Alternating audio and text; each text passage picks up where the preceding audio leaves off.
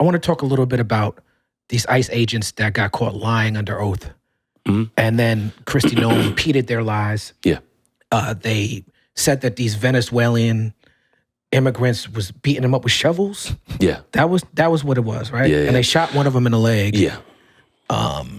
That happened here. Can you give us your perspective on that? So it's the perspective, like, the way I think of it is in February 2nd of 2022, 6 in the morning, Minneapolis police officers invaded an apartment with a no-knock warrant, and they shot a young man named Amir Locke, who had just woken up.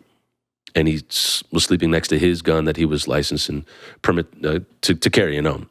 And the police then told, press, they were like, hey, everybody in here was a suspect, or this person was a suspect. And so then press ran and said, was a suspect. Yeah. And then reality, Amir was not a suspect of anything. He was just sleeping next to his gun like most gun owners do, like many gun owners do. But they can't undo the narrative that they just told. That's right. So the problem is that whenever you hear Copaganda, it's always going to exonerate the people that pulled the trigger, or the people that were there with, lesser known uniforms and badges, or better known uniforms and badges, to bring out violence. And so, of course, they're going to tell their Copaganda side of the story. I've never, ever in my life read a story where a cop said, yeah, we were kind of in the wrong. We kind of fucked up. Ever. And if a cop was to do that, they're getting him the fuck up out of there. Yeah. Like, he's going to be harassed and abused by other police. Exactly. Yeah. Well, you look up Schoolcraft in New York City, I believe, or was it New Jersey, but that cop went on an absolute tear to expose the whole thing. But that's, again, podcast for another time. But, of course, they did the same thing as the cops did with Amir Locke. And this is, again, to show you that there's no delineation between cops and ICE and Sheriff's Department, whatever.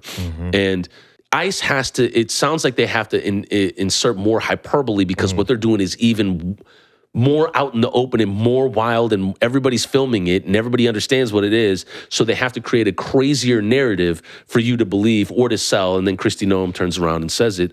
And then we all have to kind of go along with it, ?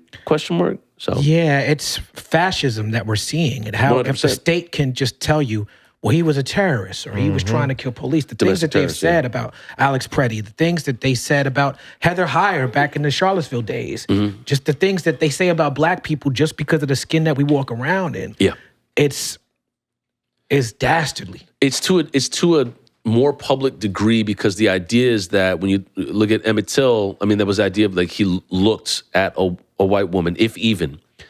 So it's not just policing people, it's manipulating and putting solitary confinement, black bodies in solitary confinement, black and brown bodies in solitary confinement, even when they're out in the open.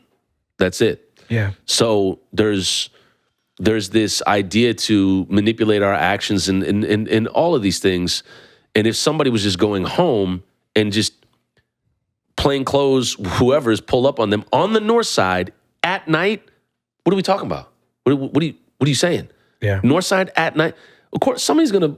Everybody has a firearm on the north side. What are you talking about? Right. I'm just surprised that one person got shot. Like that. That's wild. So for them to do that, and it goes to the degree that you were talking about, Talib, where it's like it goes outside of ICE. It goes to the point where it's like sometimes as a black person in the room, like I'm like, should I be looking people in the eye, or like how do I carry myself here so they feel comfortable? Whoop de whoop.